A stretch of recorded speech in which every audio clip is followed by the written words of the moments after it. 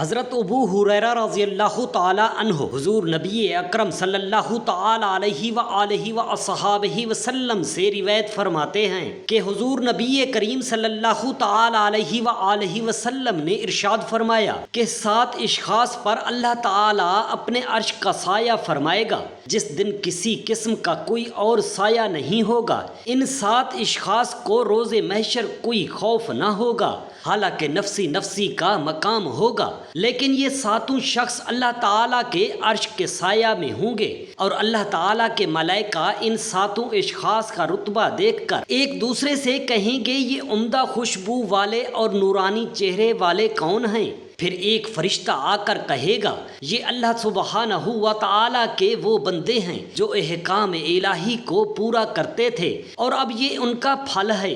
وہ 7 عمل یہ ہیں۔ بسم اللہ الرحمن الرحیم۔ السلام علیکم ورحمۃ اللہ۔ محترم ناظرین، حضرت حوا سلام اللہ علیہا کو دنیا بھر کے تمام انسانوں کی ماں ہونے کا شرف حاصل ہے۔ قرآن مجید کی روح سے حضرت آدم علیہ السلام اور حضرت حوا سلام اللہ علیہ سے نسل انسانی کی ابتدا ہوئی۔ اللہ تعالیٰ نے اپنی حکمت کاملہ سے حضرت آدم علیہ السلام کو مٹی سے پیدا کیا اور اس کے بعد جنت میں رہنے کا حکم دیا، اور ساتھ ہی منع کر دیا کہ وہ ایک خاص درخت کے قریب تک نہ جائیں۔ عام طور پر مشہور ہے کہ یہ گندم کا درخت یا پودا تھا۔ حضرت آدم علیہ السلام ایک عرصہ تک جنت کے سدا بہار نظاروں میں تنہا زندگی بسر کرتے رہے۔ وہاں انہیں خدا تعالیٰ کی ہر نعمت میسر تھی۔ محنت، مشقت اور غم و فکر سے بالکل آزاد، تنہائی میں آرام و آرائش اور لطف و مسرت سے بھرپور زندگی گزار رہے تھے۔ لیکن جنت میں رہ کر بھی جو ایک مومن کی سب سے بڑی تمنا ہو سکتی ہے، حضرت آدم علیہ السلام کچھ وحشت اور خلا محسوس کرتے۔ حضرت آدم علیہ السلام جنت الفردوس کی بہاروں میں رہتے ہوئے بھی تنہائی کی وجہ سے کھوئے کھوئے رہتے تھے، کیونکہ ان کی فطرت کسی مونس و ہمدم کی متلاشی تھی۔ چنانچہ اللہ تعالیٰ نے حضرت آدم علیہ السلام کی افسردگی اور اداسی کو دیکھتے ہوئے حضرت حوا سلام اللہ علیہا کو پیدا کیا۔ حضرت حوا سلام اللہ علیہا کی پیدائش سے متعلق قرآن کریم میں صرف اتنا ذکر ہے، ترجمہ: اور اس نفس سے اس جوڑے کو پیدا کیا، لیکن کتاب بائبل اور بعض دوسری روایات میں بتایا گیا ہے کہ حضرت حوا سلام اللہ علیہا حضرت آدم علیہ السلام کی بائیں پسلی سے پیدا کیا گیا تھا۔ حضرت آدم علیہ السلام کی تنہائی کا دور ختم ہوا اور وہ حضرت حوا سلام اللہ علیہا کو پا کر بے حد مسرور و شادماں ہوئے، کیونکہ اللہ تعالیٰ نے ان کی فطرت کے مطابق تسکین و قلب اور اطمینان کا سامان باہم پہنچا دیا تھا۔ گویا حضرت حوا سلام اللہ علیہا حضرت آدم علیہ السلام کی زندگی میں بہار بن کر آئیں اور انہیں اس سکون و اطمینان سے ہمکنار کیا جو تنہا رہتے ہوئے فردوس بری میں بھی حاصل نہ ہو سکا تھا، اور حضرت آدم علیہ السلام وہاں وحشت سی محسوس کرتے تھے۔ اللہ تعالیٰ نے دونوں کو جنت میں رہنے کی اجازت دے دی، مگر ساتھ ہی فرما دیا اے آدم دیکھ لے یہ ابلیس تیرا اور تیری بیوی کا دشمن ہے، ایسا نہ ہو کہ تمہیں جنت سے نکلوا کر رہے اور تم محنت میں پڑ جاؤ۔ تمہارے لیے اب ایسی زندگی ہے کہ نہ تو اس میں بھوکے رہتے ہو اور نہ ہی تم برہنہ، اور نہ ہی تمہیں پیاس ستاتی ہے، اور نہ ہی سورج کی گرمی تمہیں تکلیف پہنچاتی ہے۔ حضرت آدم اور حضرت حوا دونوں کو ہدایت کر دی گئی کہ وہ ایک درخت کے پاس نہ جائیں، جیسا کہ پہلے ذکر ہو چکا ہے۔ تھوڑا عرصہ گزرنے کے بعد ابلیس نے دھوکے اور فریب کا جال بچھانا شروع کر دیا اور مختلف طریقوں سے ان دونوں کے دلوں میں وسوسہ ڈالا کہ شجر ممنوعہ در حقیقت جنت کا وہ درخت ہے جس کا پھل کھانے کے بعد آدم و حوا ہمیشہ کے لیے جنت ہی میں مقیم رہیں گے۔ بعض روایات میں یہ بھی ہے کہ شیطان نے سب سے پہلے حضرت حوا سلام اللہ علیہا کو بہکایا اور انہوں نے حضرت آدم علیہ السلام کو اس درخت کا پھل کھانے پر آمادہ کیا، لیکن قرآن مجید سے یہ بات ثابت نہیں ہے۔ ہو سکتا ہے کہ یہ روایات بھی صداقت پر مبنی ہوں، کیونکہ قرآن مجید نے اس کی تفصیل بیان نہیں کی۔ چونکہ عورت کا ارادہ کمزور ہوتا ہے، اس لیے شیطان نے اسی کمزوری کا فائدہ اٹھایا ہو، لیکن عام طور پر یہی خیال کیا جاتا ہے کہ حضرت حوا سلام اللہ علیہا کی تخلیق کے بعد جنت کی بیش بہا نعمتوں اور اللہ تعالیٰ کے انعامات اور وہاں کی سراپا اطمینان زندگی کا صحیح طور پر احساس ہوا۔ تنہائی کا قرب دور کرنے کے بعد انہوں نے اپنی منوسو غم ساز بیوی کے ساتھ جنت کی زندگی کا پورا لطف اٹھایا، تو ان میں فطری طور پر یہ خواہش پیدا ہوئی کہ وہ دائمی طور پر جنت میں ہی رہیں گے۔ لیکن شیطان نے ان کے دلوں میں یہی وسوسہ ڈال دیا تھا کہ اگر وہ شجر ممنوعہ کا پھل کھا لیں تو ہمیشہ ہمیشہ جنت میں رہ سکتے ہیں، کیونکہ یہ شجر خلد ہے اور اس کا پھل کھانے سے سرمدی آرام اور قرب الہی نصیب ہوتا ہے۔ شیطان نے انہیں یقین دلانے کے لیے قسمیں اٹھائیں اور انہیں ہر ممکن طریقے سے یہ باور کرایا کہ وہ ان دونوں کا دوست اور خیر خواہ ہے، دشمن ہرگز نہیں ہے۔ اس لیے حضرت آدم و حوا کو اس کی رائے پر ضرور عمل کرنا چاہیے۔ چنانچہ دونوں میاں بیوی کچھ بہک گئے اور سب سے پہلے انسانی خواص میں سے جو چیز ظاہر ہوئی وہ بھول ہی تھی۔ آخر انسان ہی تھے، دونوں بھول گئے اور اللہ تعالیٰ نے انہیں تاکید کے ساتھ اس درخت کے قریب تک بھٹکنے سے منع کیا تھا۔ یہ کبھی نہیں ہو سکتا کہ حضرت آدم علیہ السلام نے حکم ربانی کو ٹھکرا کر دانستہ یہ حرکت کی ہو، کیونکہ خود خداوند تعالیٰ نے ان کا سینہ علم کے نور سے منور فرمایا تھا۔ انہیں قرب الہی حاصل تھا اور ان کا دل تجلیات الہی کا مرکز تھا۔ اس لیے یہ بات تصور میں بھی نہیں آ سکتی کہ حضرت آدم علیہ السلام سے گناہ سرزد ہوا یا انہوں نے جان بوجھ کر اللہ سبحانہ و تعالیٰ کے حکم کی خلاف ورزی کی۔ حقیقت یہی ہے کہ وہ بھول گئے اور انہوں نے اس ممنوع درخت کا پھل چکھ لیا تھا۔ اس درخت کے پھل کو چکھتے ہی انہیں اپنی تمام انسانی کمزوریوں کا احساس ہو گیا تھا اور اپنے تمام بشرمی لوازم انہیں معلوم ہو گئے۔ دیکھا تو دونوں نے خود کو بالکل برہنہ محسوس کیا، فوراً پریشانی کے عالم میں اپنے 70 پتوں سے ڈھانپنے لگے۔ اسی حالت میں ان دونوں پر عطاب الہی نازل ہوا اور بارگاہ الہی سے حکم ہوا، تم دونوں اکٹھے یہاں سے نکل جاؤ، تم میں سے ایک دوسرے کا دشمن ہوا۔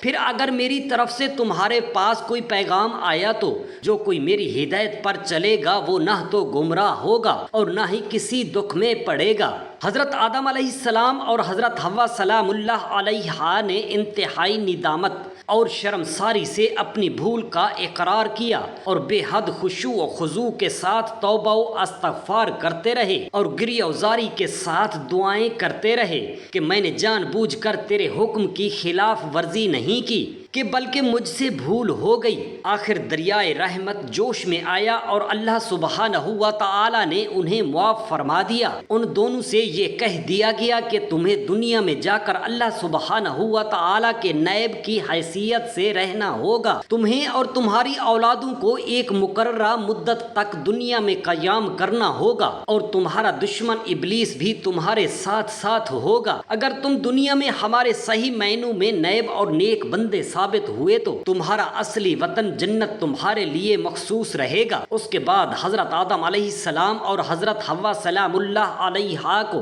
زمین پر بھیج دیا گیا، جہاں رہنے سہنے کے ڈھنگ اللہ تعالیٰ نے انہیں سکھا دیے تھے اور ہم سب انہی کی اولادیں ہیں۔ اگر اپنے پروردگار کی بتائی ہوئی راہ پر چلتے رہیں تو وہ وعدہ کے مطابق ہمارے لیے اصلی وطن جنت الفردوس کے دروازے یقیناً کھول دے گا۔ حضرت آدم علیہ السلام اور حضرت حوا سلام اللہ علیہا کی اولاد سے متعلق زیادہ معتبر روایات موجود نہیں ہیں اور نہ ہی ان کے بیٹوں اور بیٹیوں کی صحیح تعداد معلوم ہے۔ ان کے 2 بیٹے قابیل اور حابیل زیادہ مشہور ہیں۔ قرآن کریم نے خصوصیت سے ان کے ناموں کا ذکر نہیں کیا، لیکن تورات میں ان کے نام یہی لکھے گئے ہیں۔ یہ بھی مشہور ہے کہ حضرت آدم علیہ السلام اور حضرت حوا سلام اللہ علیہا کا دستور یہ تھا کہ وہ جوڑیاں پیدا ہونے والے لڑکے اور لڑکی کا عقد دوسرے پیٹ سے پیدا ہونے والے جوڑیاں لڑکے اور اور لڑکی سے کر دیتے تھے۔ یہ بھی کہا جاتا ہے کہ حضرت حوا سلام اللہ علیہا کے ہاں قدرت الہی سے ہمیشہ جڑواں بچے پیدا ہوتے تھے،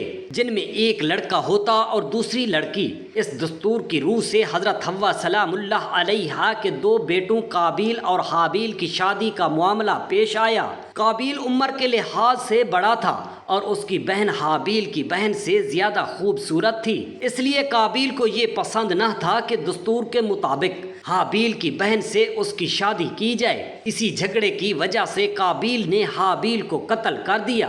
یہ دنیا کا پہلا قتل تھا جو ایک عورت کی وجہ سے ہوا تھا۔ دمشق کے شمال میں جبل قاسیون پر ایک زیارت گاہ بنی ہوئی ہے جو مقتل حابیل علیہ السلام کے نام سے مشہور ہے۔ حضرت حوا سلام اللہ علیہا کی عمر اور وفات سے متعلق کوئی قابل یقین روایات موجود نہیں۔ بعض لوگوں نے جدہ میں کسی جگہ ان کی قبر بھی مشہور کر رکھی ہے۔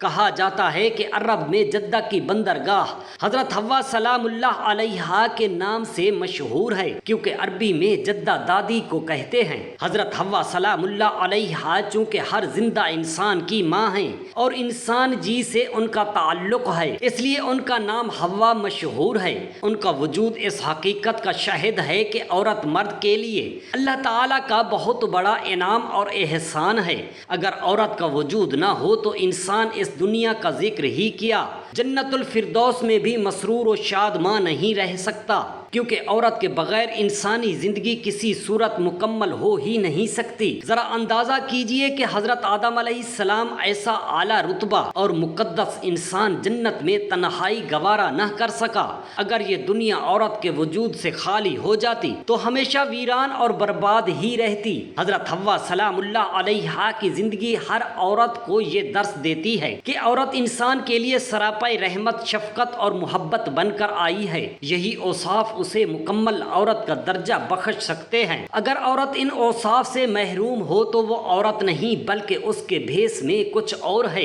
عورت ایثار و وفا کا سر چشمہ ہوتی ہے، وہ جنت کی روح پرور بہاروں میں ساتھ رہتی ہے، تو بے آباد اور سنسان دنیا کی پرمشقت اور تکلیف دہ زندگی میں ہم سفر رہتی ہے۔ جنت سے نکلنے کی بصیرت افروز واقعہ میں ایک یہ بھی سبق ملتا ہے کہ ایک وفا، شعار اور محبت و صداقت کی شیدائی عورت کو ہمیشہ بدی اور گناہ کی طاقتوں سے ہر حالت میں خبردار رہنا چاہیے اور اپنے خامند کو ہر ممکن طریقے سے اللہ سبحانہ و تعالی کے بتائے ہوئے سلامتی کے راستے پر چلانے کے لیے صحیح مشورہ دینا چاہیے۔ حضرت ابو ہریرہ رضی اللہ تعالی عنہ رسول اللہ صلی اللہ تعالی علیہ وآلہ وسلم سے روایت فرماتے ہیں کہ حضور نبی اکرم صلی اللہ تعالی علیہ وآلہ وسلم نے ارشاد فرمایا کہ 7 اشخاص پر اللہ تعالیٰ اپنے عرش کا سایہ فرمائے گا جس دن کسی قسم کا کوئی اور سایہ نہیں ہوگا۔ پہلا شخص عادل حکمران، دوسرا ایسا نوجوان کہ جس کی جوانی عبادت میں پروان چڑھی ہوئی ہو، تیسرا ایسا شخص کہ جس کا دل مسجد کی طرف ہو، چوتھا 2 آدمی جو باہم اللہ تعالیٰ کے لیے محبت کرتے ہیں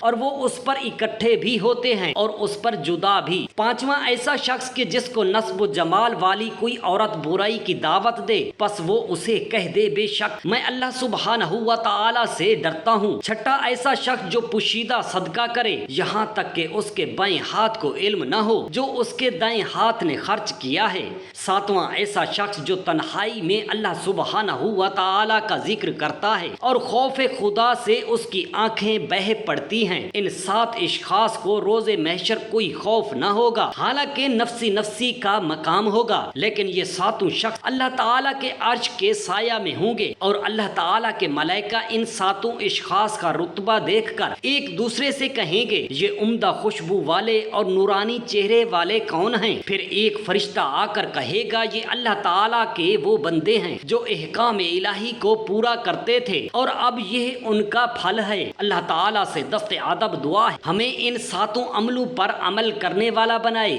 آمین یا رب العالمین۔ جزاک اللہ خیرا کثیرا۔